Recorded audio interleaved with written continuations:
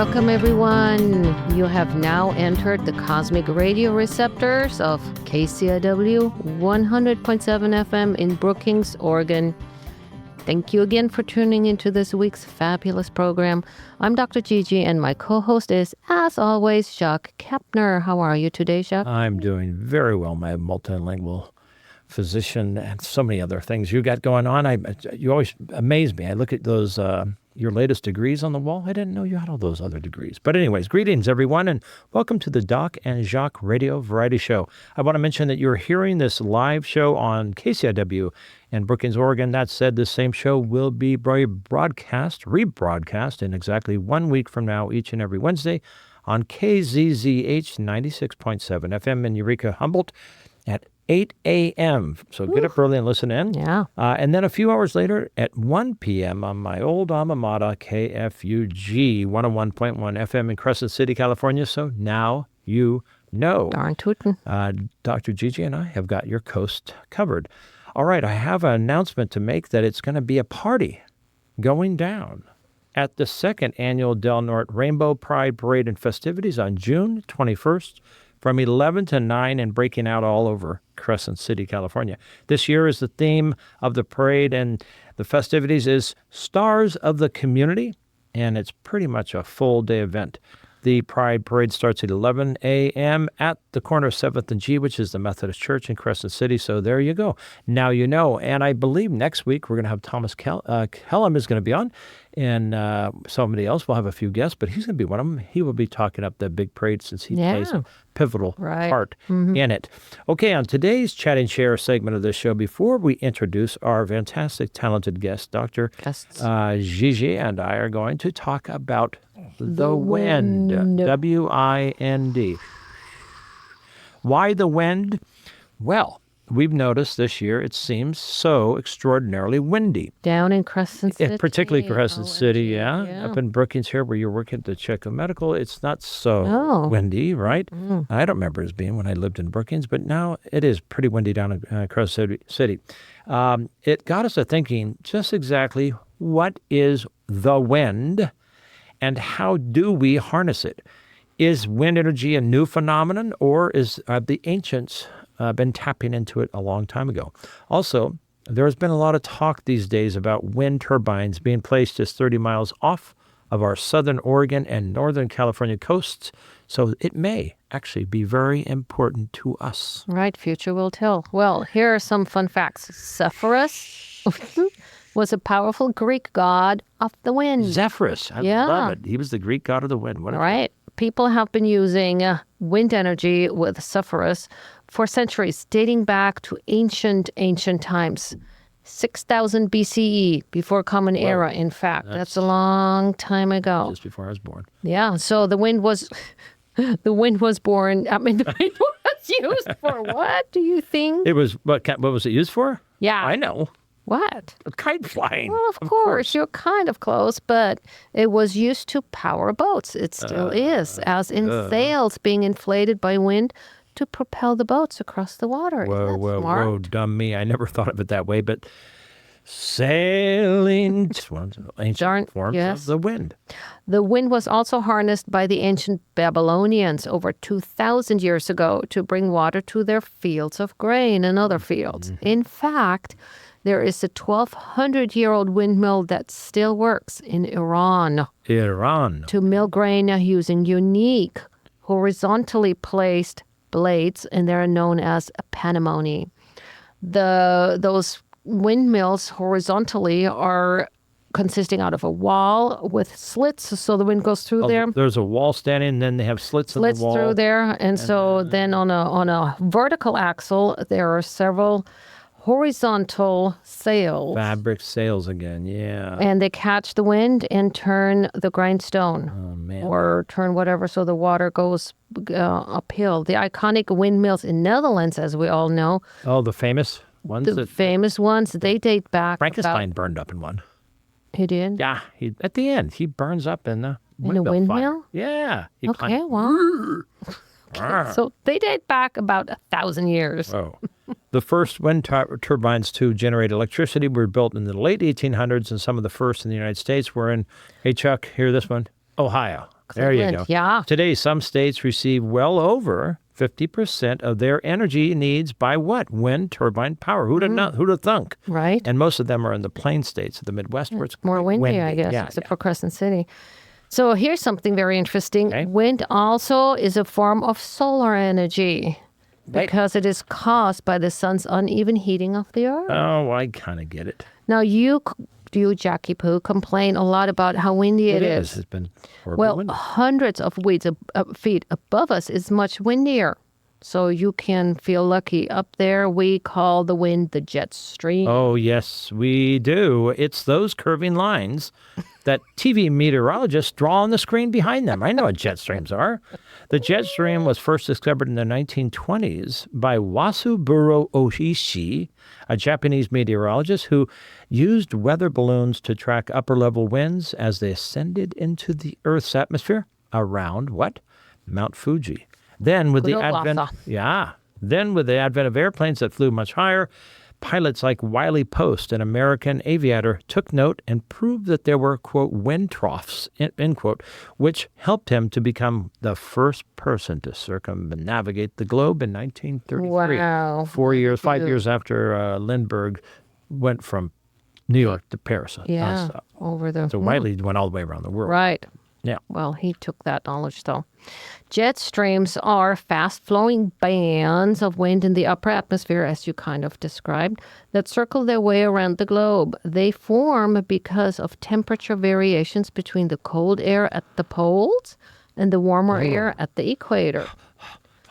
Go have a drink of water. These jet streams are located near the ceiling of the troposphere, which is over 30,000 feet above sea level. And they usually flow west to east around the globe. Now, these northern and southern hemisphere polar vortexes jet around with 150 miles per hour on a slow day. Wow, they go that fast. Yeah. Okay, and a zephyr, based after, named, I'm sure, after Zephyrus, was zephyr is a warm western wind. Yeah. So if you want to impress your date or something, you say, hey. Or me. In the United States, there are over 500 wind-related manufacturing facilities. The U.S. wind industry currently employs more than 150,000 full-time workers, and that number is growing exponentially as we speak, and I don't think many of them are going to be replaced by AI. 43 states currently have wind-generated utility scale turbines in use, about the same number of states which have now legalized what? Marijuana. Whoa. China has the most wind-powered electrical turbines of any country. It's massive. It's about twice as big as the United States, but we are in second place. And guess what, my dear German physician? Germany is third in the world with wind turbines. Speaking of Germany, Albert Betz is known as the father of wind turbine technology, which he spearheaded in the 1920s. And of course, he was another German physicist. Yeah, cool. Now, listen to this. The most powerful, air quotation marks, natural winds ever recorded were 250 miles per hour. But the most powerful winds ever created on Earth have been from nuclear explosions, which created winds up to 3,100 miles per hour. But I'm playing havoc with our sound engineers. Tom Bozak and Ray Simon. Sorry about that, guys, but I'm going to keep it up.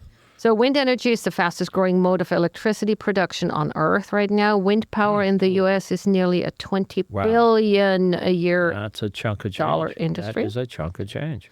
Technically, wind power is a renewable energy source because we get the power of the wind that generates itself, and we can generate electricity with it. This process incorporates huge wind turbine rotating blades, which convert the kinetic energy of the wind into rotational energy, which is then transferred to a generator to produce electricity. So in other words, we cannot create energy, we can just convert it. So that's what we're doing with the wind turbines. You mean that the rule of thermodynamics? It's the first law. So we looked at, so it was the first law of thermodynamics. So we looked it up.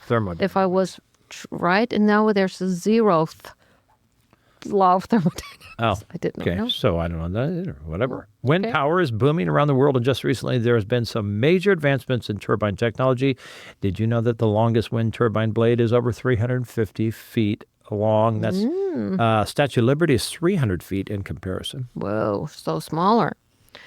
Now, wind energy, once again, is a truly renewable resource, meaning it is constantly replenished by nature, which means it replenishes by itself, and we do not have to use up fossil fuels, which do not get Great. replenished right We now. like that. We like that. They do not contribute to the greenhouse gases by burning Like that. air, because we don't do that. And we don't have air pollution. I really like Very that. cool, right? Right on, yeah. And it also doesn't require water for cooling. Like me. Yeah, like you mentioned, Jackie, the cool one. The wind industry is booming and here to stay for right now. But here's the good news, Jackie, who does not like the wind. In only 5 billion years, we're going to lose wind power because that's when the sun will die. And so the wind will The sun will become a red dwarf and all the wind will stop. I know Neptune and Saturn have winds of 3,500 miles per hour. Yeah, they're really, or no, 1,100 and 11 to It was 1,500. something much, much higher. All right. Well, so interesting is the wind.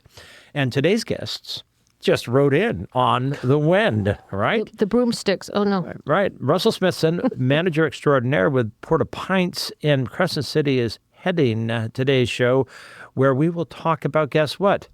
What's going on at Porta Pints and Crescent City and how they've grown. And guess what? Beer. B-E-E-R. I want to hear all about beer. But first, we're going to have a cameo visitor who has been on multiple shows here that both the doctor and I always find so interesting and fascinating. So we'll spend a few moments catching up with our good friend John Zimmerman, who is the president of the St. George Reef Lighthouse Preservation Society.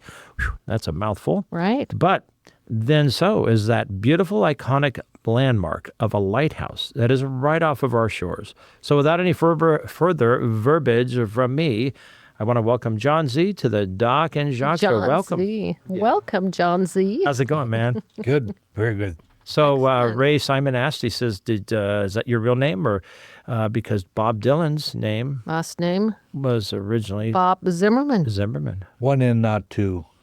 Yo, really? One M, not two. All right. One N, not two. Oh, Zimmerman. wow. The 2 is the German version. Yeah. That's what you have. Yes. Yeah. With the Oh, so 2 Bob N. Dylan is only one? How did you know all He that? knows everything. You already This know guy's the a smart job? guy. Oh, jeez. Okay. Okay. So, All right. John, Well, I was hoping he was a relative so I could hit him up for a loan. Always borrow money from pessimists because they never expect it. okay, so the Lighthouse Society, is the Preservation Society or Lighthouse Society a nonprofit organization? It is indeed 501c3. And what does that mean? That means that we spend every dime you give us on the lighthouse. Right? So Absolutely. it's okay, very good. Now, how old is the lighthouse? It was completed in 1892 after a 10-year building period, and it was discontinued in 1975.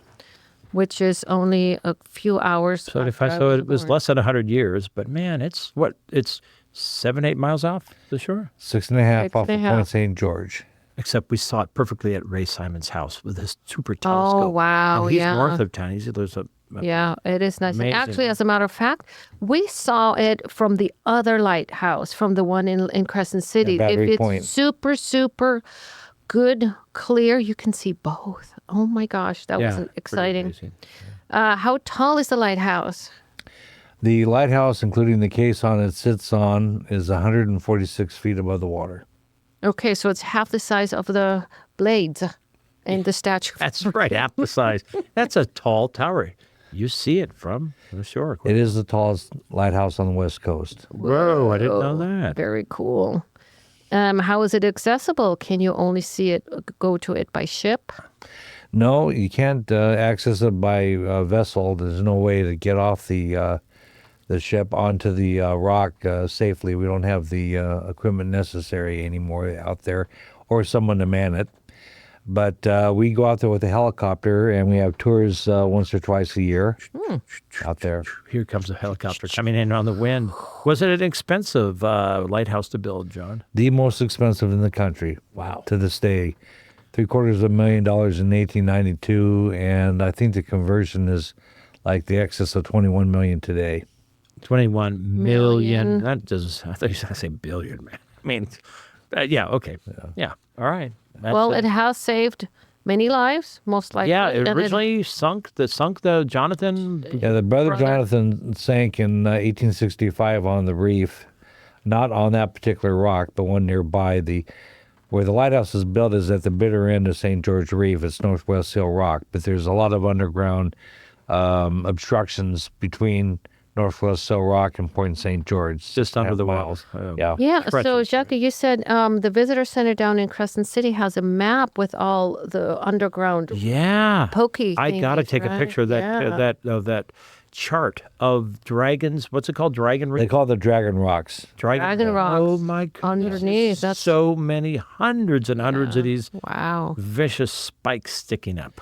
In clear weather, they would take the passage between Northwest Hill Rock and Southwest Hill Rock, which is about a mile wide, which sounds like a lot, but if it's foggy and you can't see, or it's stormy and you can't see, that's not that wide of a So a lot of space. people perished in 1865, washed up in over 200 people. Wow. Wow. Actually, I think it was prompted- 166 actually on the brother Jonathan. That prompted them to perished, say, yeah. we got to get serious now. Come on, this is Yeah. a waste of life. We need to build a lighthouse out there. Okay. No, so you depend on funds from other people. Do you have any fundraisers planned?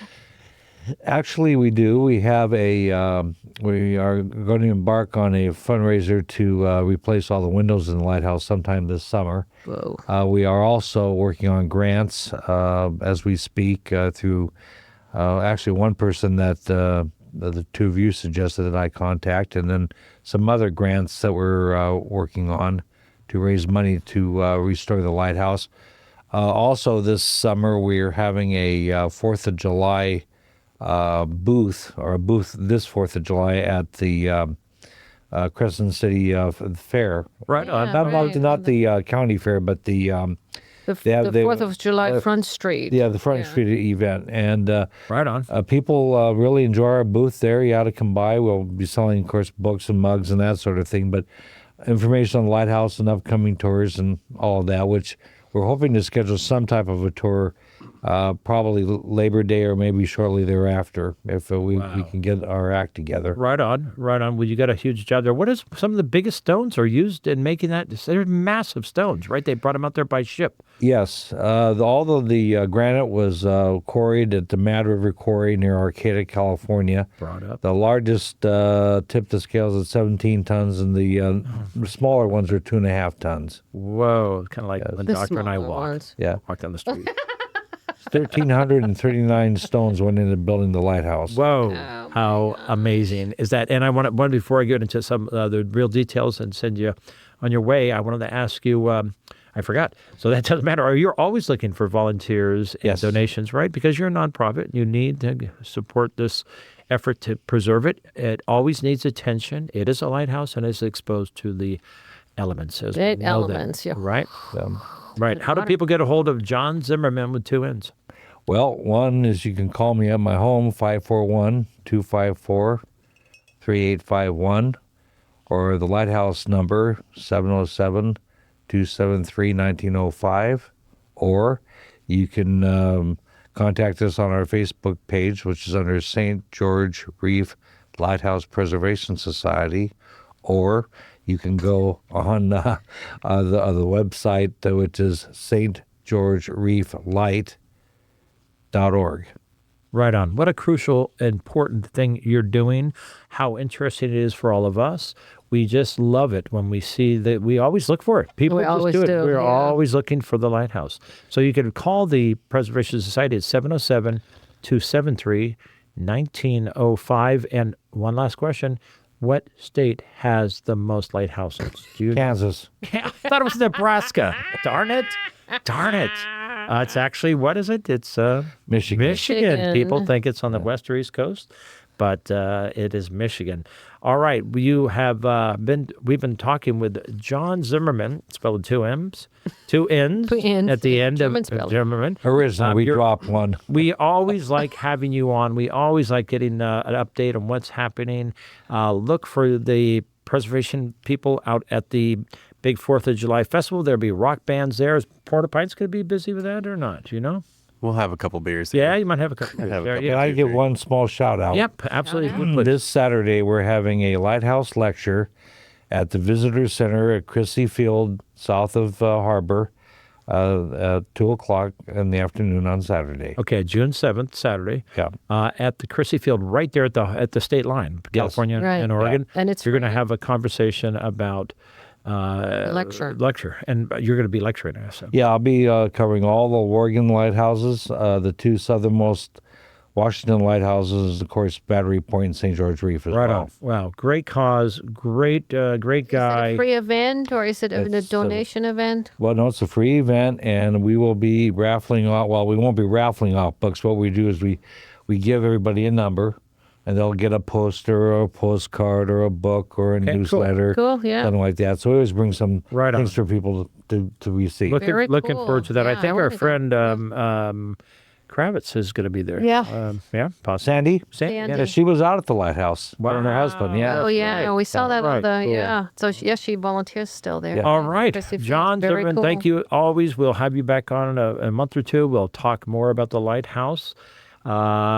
Great you came on. I appreciate it. Yeah, Well, thank you. for And, coming. you're doing us a great favor here. Well, thank you. We're happy Appreciate to it. help a nice organization, a noble Yes. organization like you. Okay, let's get right on to it. And now let's turn our attention to today's headliner, who is coming in to talk with us about some recent events, what's presently going on, and what the future holds for Port of Pints Brewery, now Brewery 1 and 2 in Crescent City. Welcome, Russell Smithson, Port of Pint. You are a friend of too many, and we're glad to count you as our friend. I'd just like to say lighthouses rule. Lighthouses, don't they? I mean, That's awesome. especially with a couple of old brews out there. And So, now that I know John, we're going to have to sort that out. Absolutely. Couple tasty porta pints brews out on the Point St. George. Dr. Kirk. I know. Dr. and Kirk is really interested Zimmerman in finding should a be way to support Did I the tell cause. you that they used to have a still out at the lighthouse? No. I would assume they need something to do. Smart. Yeah.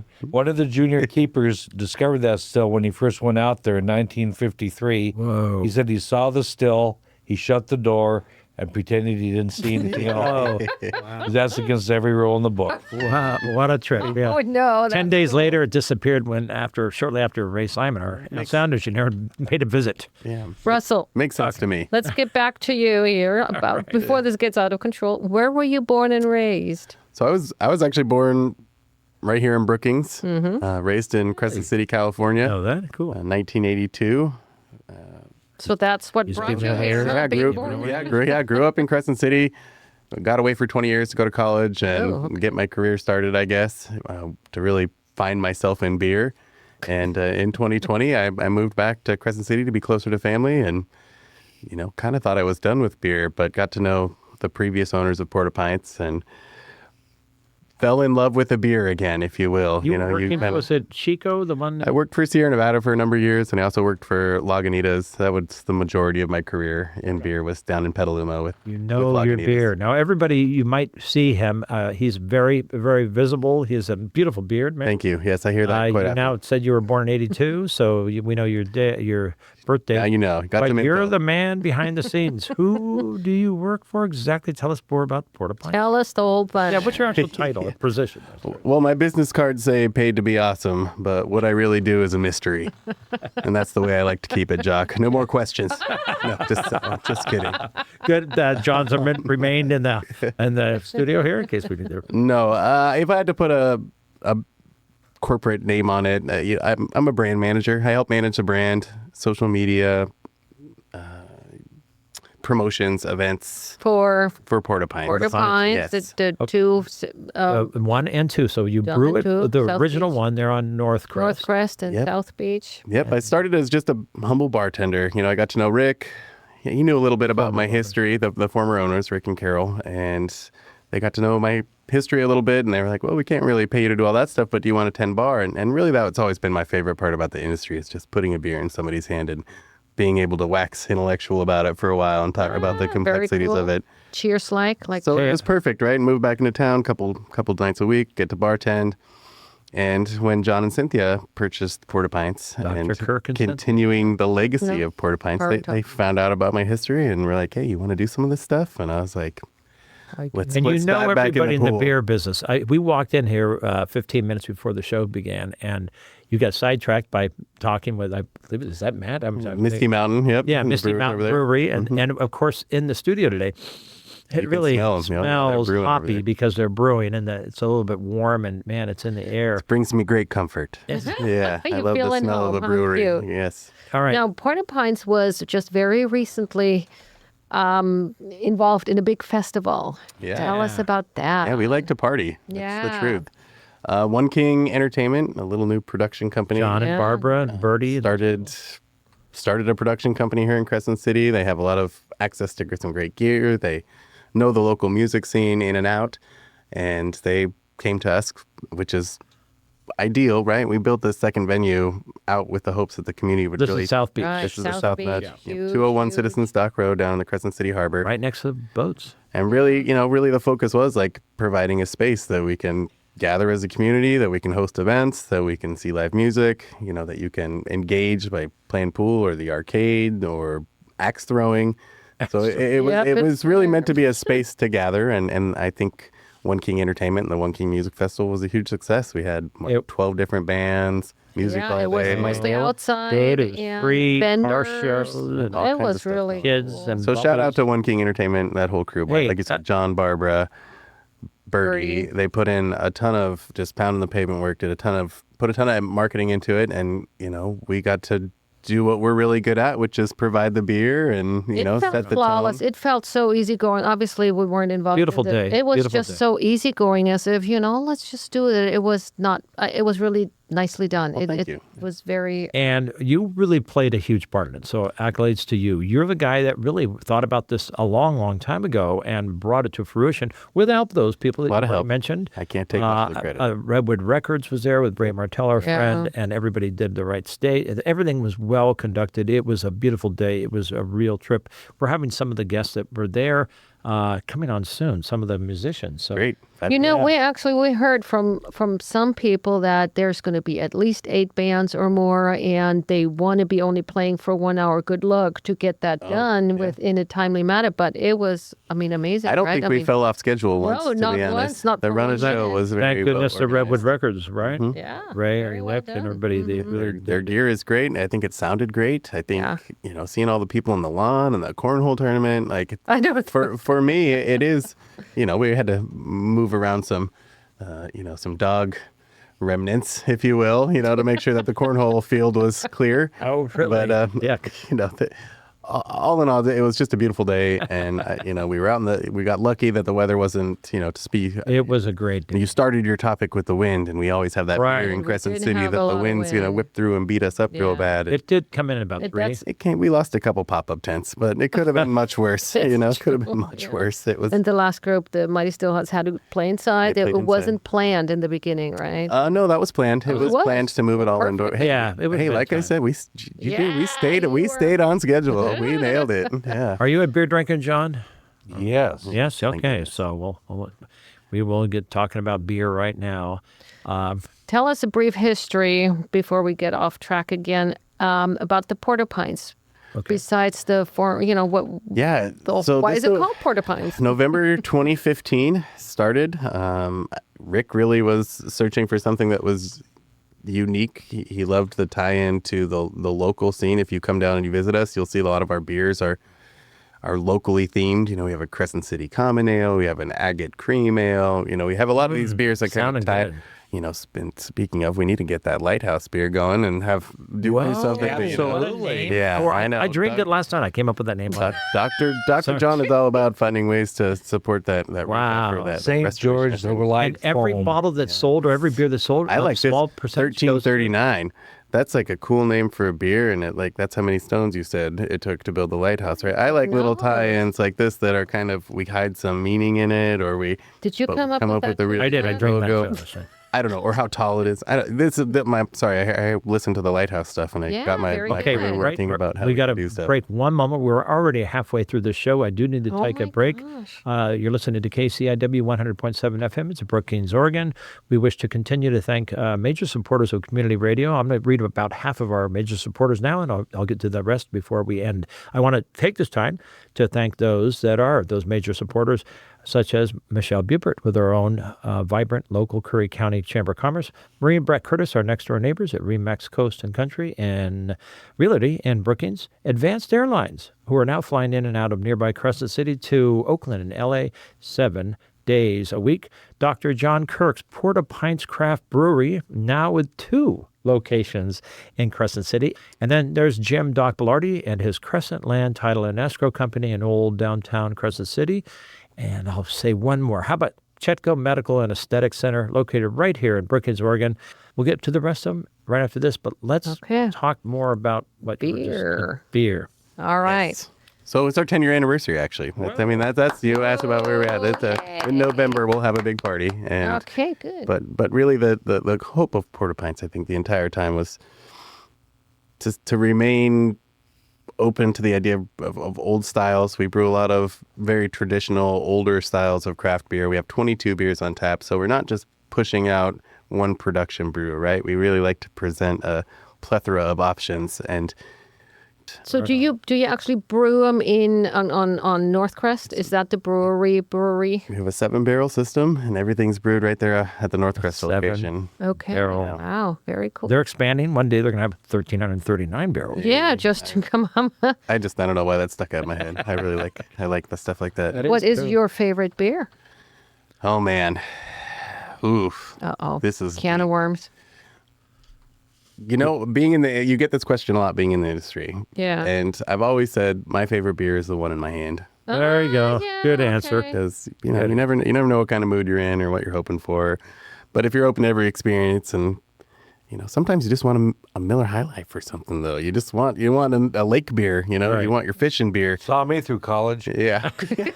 You want college beers, right? And, then maybe there's a special meal you're eating and, you decide you want to crack open that bottle you've been, cellaring for so long, and it's going to pair perfect with your meal. So you present your beers always in a cold mug, is that correct? Or a cold bottle, right? Or do you also have room temperatures? Yeah, we do use chilled pint glasses at Port-au-Prince.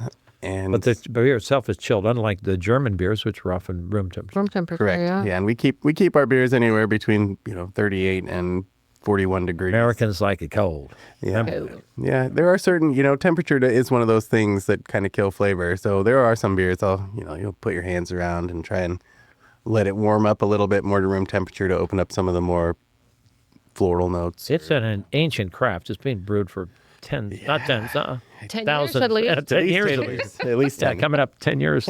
How important is water to beer?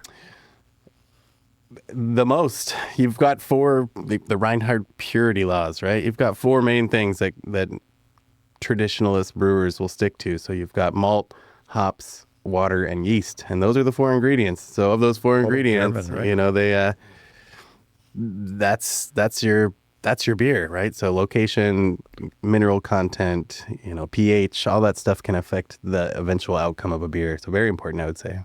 Almost the most. I can't get over thinking about the lighthouse. What an emblem! What an iconic emblem to have on a beer label. Absolutely, yeah. No, trust me, my brain's spinning. And so John has all the pictures, man. He has his and this is another thing about being part of the community, right? Like finding reasons to brew a beer. We're going to work with this gal, Gloria Glow. Do you know Glow? I have heard of her. She runs the canine. Yes. They're not like a rescue. They find cadavers. They work with the police unit, canines, and everything.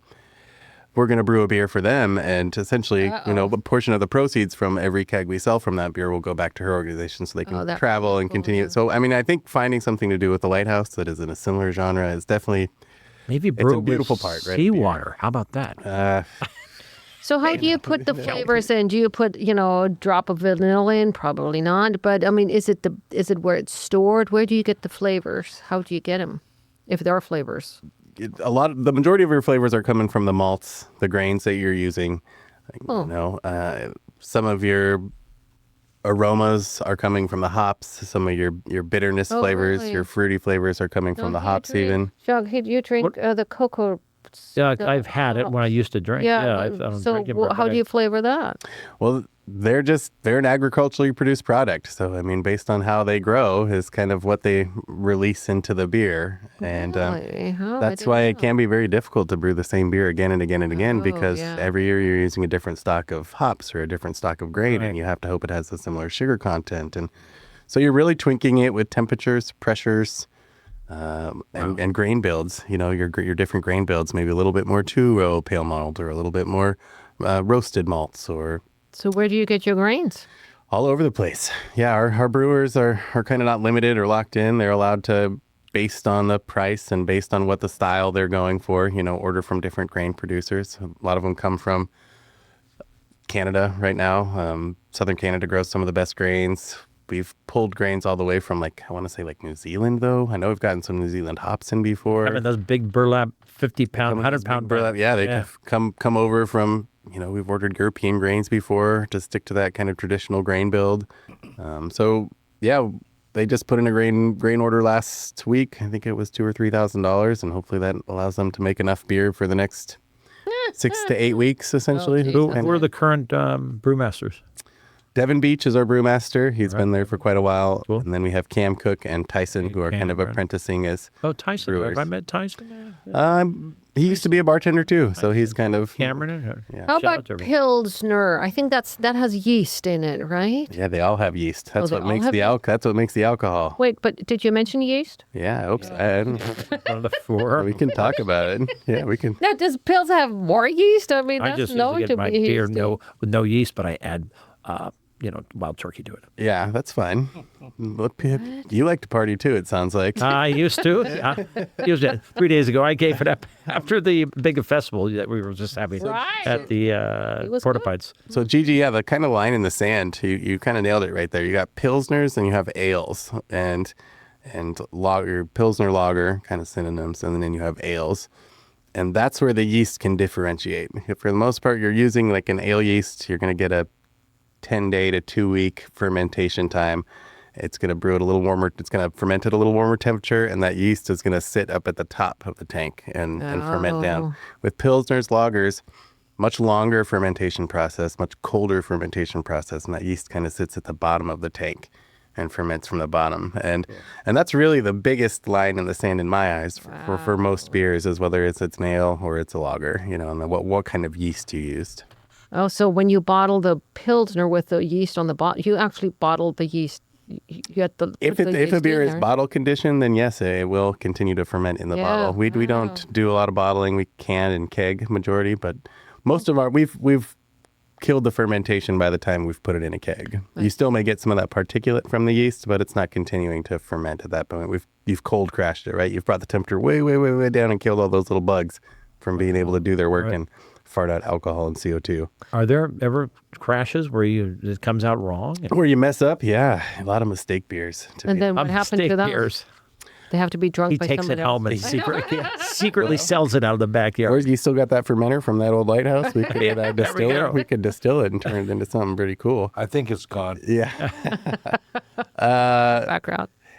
No, I mean, sadly for us, we're so concerned about quality, we're probably not going to end up serving it. You could get into souring that. You could put you could try to make it even worse, essentially, right? And put in bugs to Sour. Yeah, Not I mean, my idea of a... put in some Brettanomyces or you know, some type of bug that's going to make it sour even more and continue to ferment. Maybe you could use it that way. Some people like sour beers. Wait, that's bug excrement. You're gonna put in more bacteria, right? Like most time you don't want to inoculate beer. You want to keep it sterile, very clean. You know, everything's, you know, no air, even oxygen, right? You don't want air exchanging. Right. So you're discarding that faulty If we mess beer? it up, Yeah. a lot of times Okay. we'll have to just dump it. Have you traveled around the world to learn about brewing arts? Yeah. Or is it your brewmaster who does that?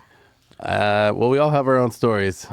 I'm fortunate enough to have traveled all over the world to Cool. talk about beer and learn about beer. Yeah, it's And what country produces the best beer? Or what state? Germany. and they're up there. And, you know, I believe America is becoming a lot more similar to how I drink beer in other countries, especially European countries, where I feel like you go to every little town and they've got their own little Their own beer, their own little specialty drink or whatever. And you're seeing more of that in America. The model, is no longer With the microbrew. yeah, super heat. Craft kind of got really big and took over a lot of shelf space in a lot of stores and sold a lot of beer. But you've kind of seen it pull back into more of a local scene where, tap rooms and you don't have a huge distribution plan. You're really focused on making your beer and selling it to your community and driving your business through the locality, not trying to grow and distribute and get your beer everywhere. Right. Yeah. Is there any similarity between brewing beer and making wine? Or are they completely different animals? Yeah, I think vintners say it takes a lot of good beer to make good wine. We've always said it takes a lot of good, some of that to make good beer. No, nobody saw the hand signal off air. Right. Okay. Yes, very. If it's all fermentation, zermicology.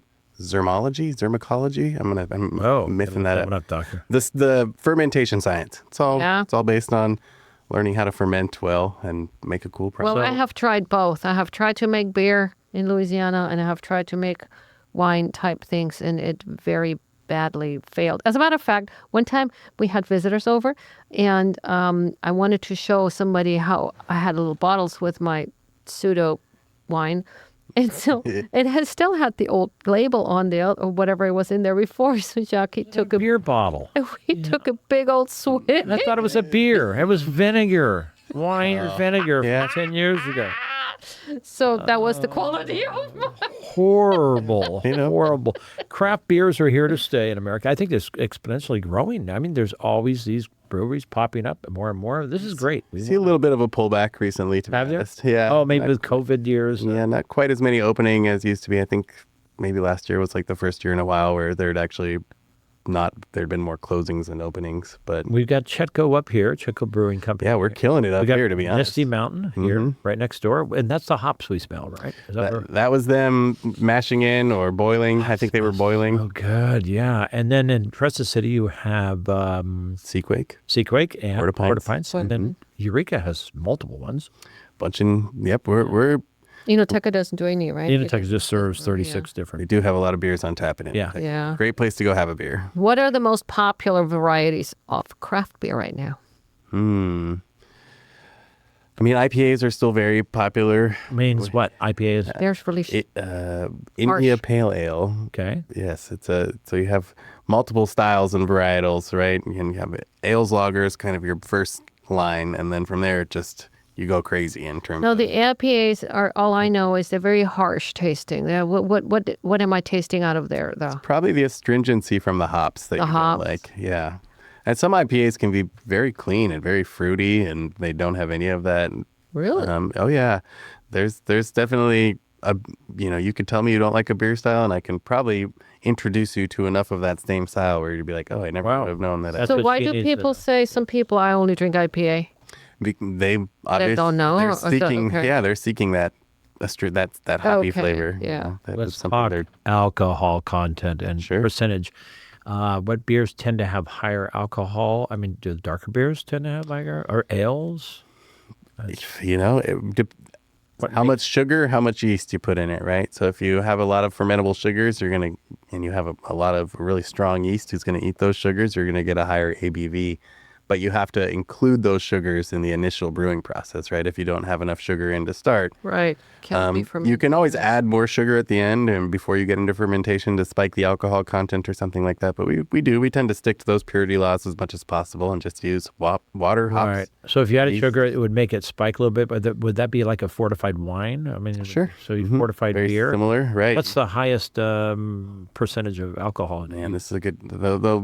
I know there used to be one back in the day called like thermonuclear pingren or something like that. That was like 37 or 39%. Stuff John Zimmerman was drinking in college. It's the bottle. I remember the bottle, but it was a bottle, but then they stuffed it inside of a squirrel. So like the squirrel was around, the bottle. Yeah, I know, right? Not a real squirrel. Real squirrel. Yeah, it was obviously taxidermied, but to fit around. It wasn't alive when they made it. Put it on the bottle. Now, are the dark beers known to be higher in alcohol, or is that also a myth? Yeah, total myth. A lot of dark beers. Guinness, right? One of the most famous dark beers out there. It's what, 4.4. Wait, Okay. I'll never drink it I again. didn't know. If it's not 10, not 10, I'm not drinking it. That's, then again, right? GiGi, you know this, in a lot of those countries over there, beer percentage on draft is very low. It's 3.8, 4.1, to get back over to the States and be like, oh, we drink 6.5 IPAs all day long. They're like, whoa, that's great. You guys are nuts. Yeah. So we tend to, a lot of our beers are 5%, 5.5 and under, even 4%. We make a lot of very traditional sipping beers, that So are it's just, mainly put into kegs and then served at your facilities, or you put it into cans, or do you put them in bottles? Right? we can one can at a time, so it's not real intense. But yes, we do can Bravo and Agate. So That's a whole process. Bravo IPA and Agate. No, cream ale. where do you sell those? Just in your brewery? Right now, yes. Dr. John would love it if we had them everywhere around the world, but we're not quite Yeah, I there. think they got them. I think you got them on Advanced Airlines. Advanced Island, right? Yep, we've got a couple cans on Advanced Airlines there for people flying up here to sample local wares before they land in town. Which is Right pretty on. cool. I know Cynthia talked to Levi Stockton, who's been on about Barbara that. Hunt. We'd love to do some more parties with them. Yeah, Right. they're good people. What is the hardest beer to brew? The same one again and again and again. Oh, just to come up with the same quality. Just of to, flavor. I really do feel like quality is like to hit a consistent quality is the hardest job a brewer can have. And when you're brewing a beer like a Pilsner, you have no ability to hide off flavors either. So I would say, a Pilsner style of beer that, you have to brew again and again and again and again and again. And, it's just really, you can't use hops to hide anything. You can't. Hey, we really- like a beer that you could buy it at the State Line liquor store, but it was made out of rice. Rice. Sure. I thought it was very different, and it was actually kind of a really interesting taste. Yes, you can pull fermentable sugars out of it, and you can probably Just about anything. Yeah, Okay, real quickly, I'm just going to run down this because I got to get up to our other sponsors. But what is a red ale? A red beer? What are they? A red. Well, I think you could have a couple different. Usually, that's when people put like a shot of whiskey in it, Oh, is it? What? or Darn it! Don't tell her. or you use like a tomato juice, or clamato or something. Oh, I've heard okay. that called a red beer. Or you have a beer like us, like the Irish red ale. We make a. All right, that's what I'm that's a red saying. ale. A red beer, yeah. And why is it red? The grains. So you're pulling all those, like depending on how much the grains You're are running roasted. out of excuses. Darn it! It's not a complex. You gotta have some love and some passion for it. Yeah, But once you develop that, you learn and that's why it's incredible that you come up with the variety, right? It's really just temperatures, pressures, grain builds, and that's how you get all the variety. You of cannot beers. put beer into barrels, right? Like wine, you have to put them in. They come out of steel tanks. Nope. You could put it in wooden barrels. Absolutely, you could. In It'll fact, ferment on its own and become carbonated. that's we talked about IPAs briefly. That trip IPAs were created essentially from shipping beer in wooden barrels from Interesting. Europe across down through Africa into India, and they noticed that their original ales weren't quite holding on. So what they did, they put a little more hops, they'd put a little more yeast, they'd put it in the barrel, continue to kind of do its thing as it moved across, and then the beer wouldn't have spoiled by the time they got it to India. So India pale ales kind of became, at least this is the story I've always heard. I'm sure they're Wow, how cool is that? All right, folks. What is a light beer? a delicious one. Perfect on a Light. sunny Is it day. light because of light alcohol, light color, or light calories? What do you call a light Yes. beer? All of them, possibly. Sure. Yeah. Whatever makes you buy the beer. Yeah. Blonde is a blonde a light beer too? Considered Well, blonde, if you do the color, right? Yeah. like Logic. Light, yes, like nowadays you're getting those low calorie, low sugar, low carb beers. or Yeah. whatever. We're not worried about any of that stuff though, so I can't tell you too much about how that goes. All right, We I like need to sneak in the rest of our major supporters here. Sneak we want away. to thank Dan and Phyllis Schmidt for your constant friendly support. We want to thank Nick Rail and his 501c3 project partnership for the Performing Arts, or PPA. which will be, I think construction starts fairly soon in Crescent City, and we'll be serving all this region. Huge, big event center. The new, not new, but it's the reimagined Crescent Harbor Art Gallery in Crescent City, anchored in the harbor right next to the boats, right down the road, Frisbee toss from Port-au-Prince, South Beach. We like to party with those guys. There you go. Our region's only bowling center, Tsunami Lanes on 101 in Midtown Crescent City. And I think Cynthia's pretty involved in that, right? Dr. Dirk's wife. They're doing great things for Crescent City, that's for sure. Yeah, Right on. very involved. And finally, Dr. GiGi and yours truly, we want to thank all of the major supporters for supporting this radio station and community radio in general. All right, back to Yes, thank Russell. you, everyone. The beer guru. Are Yeah, beers back to ever Russell. aged on purpose? Yes, yeah. How do you do that? But I never thought aged.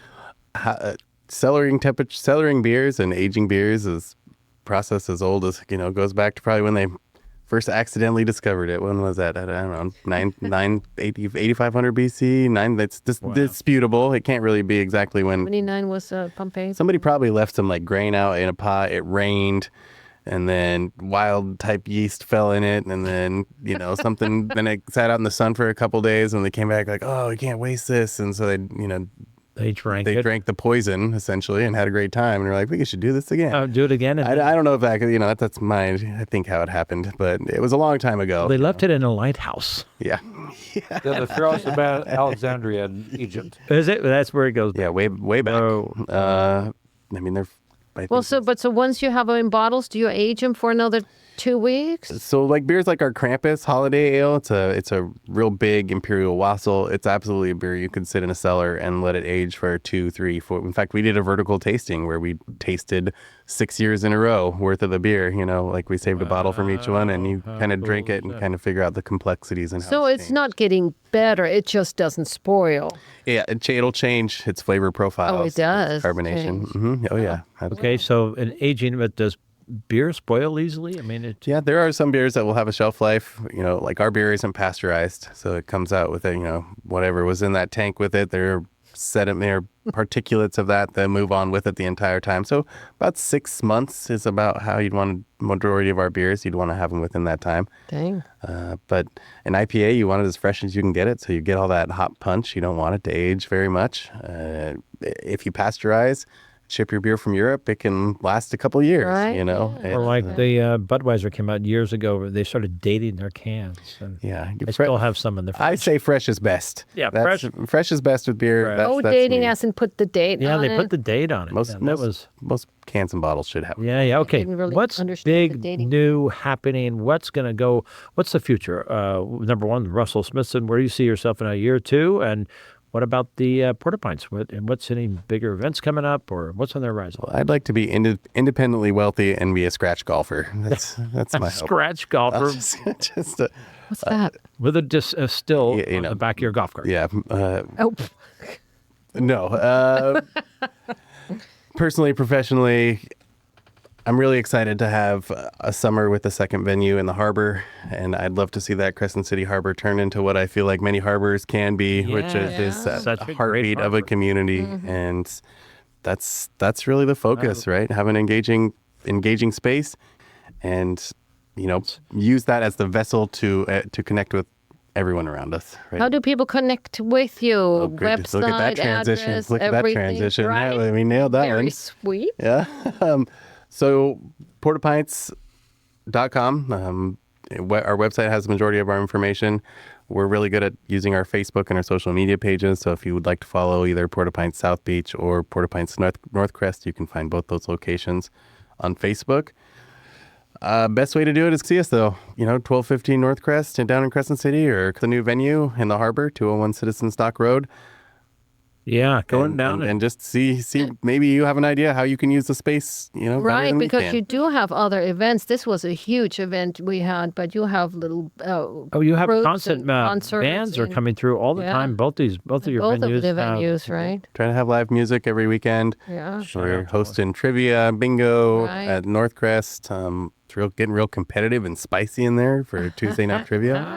Karaoke at the Northcrest location Wednesday and Thursday, and then we have pool tournaments Wednesday and Thursday. And axe throwing with alcohol. I love it. You throw real axe. Yeah, they throw have real real axes. And we just figured out how to like project your own image. So if you have an image that you really want to my start throwing axes at, Don't you put can- my face up there, Doc, Yeah. please. Yeah. All right, we've been there. talking with Russell Smithson of Porta Pints at 1215 North Crest in Crescent City, and now at 201 Citizens Dock down on by the harbor, right where the boats are, Crescent City. portapints.com, as I already said that. Thank you so much, Russell, you for having coming me. up here. Yes, that was very And now I'm interesting. glad you guys met, you and Yes, John we've Zimmerman. got a- Zimmerman. Could do some lighthouse stuff. You got to do some lighthouse stuff. Brews. Remember, anything you come up with, pass it by me first, because I'm sure I dreamed it first. Yeah. Because I got to come up with those. What a great thing. Thank you so much, Thank you Russell. very Thanks much. so much, Right. John. Okay, Cheers, what do we got, everybody. Doc? We have Fun Time Corner, where the last 5 minutes are. Yeah, I hope you came up with some jokes. Oh, of course I do. How about this one? Knock, knock. Who's there? Spell. Spell who? WHO. Knock, knock. Knock, Who's knock. there? Who's there? A little old lady. A little old lady. Ooh. I didn't know you could yodel. You knew that one. You cheated. All right. Give her some quotes. Kamikaze means. Kamikaze. She's German. She can't afford it. Am I talking when you were saying your quotes? I speak jokes? perfect English. Kamikaze means a divine wind in Japanese. That's pretty wild. And the wind has many secrets and hides multiple I faces. love that quote. The wind has many That's a good secrets one. and hides multiple faces, or something wicked this way comes. I always think of the wind coming down. Why did the golfer wear 2 pairs of pants? Why? Just in Okay. case he got a hole in one.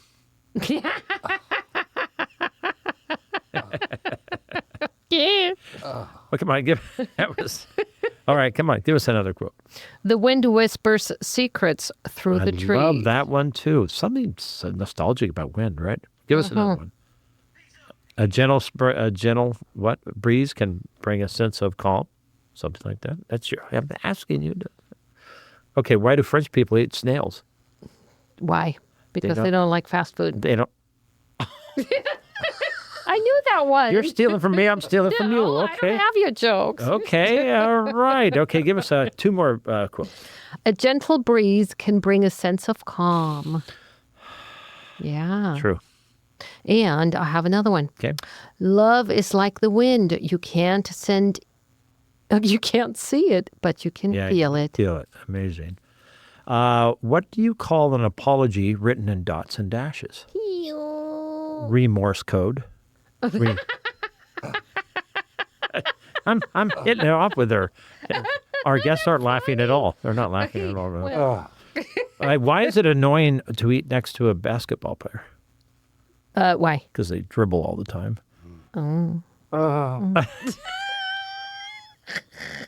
Okay, come on, give us some more. We got a whole. I can't change the direction of the wind, but I can adjust my sails to always reach my destination. Jimmy Dean wrote that one. That's the guy that kills animals and puts sausages together, right? So he wrote, I can't change the direction, but I can adjust myself. I like it. Pretty good. How about, I think I only have one more, folks. So here we go. What did one hat say to the other? What? You wait here. I'll go on ahead.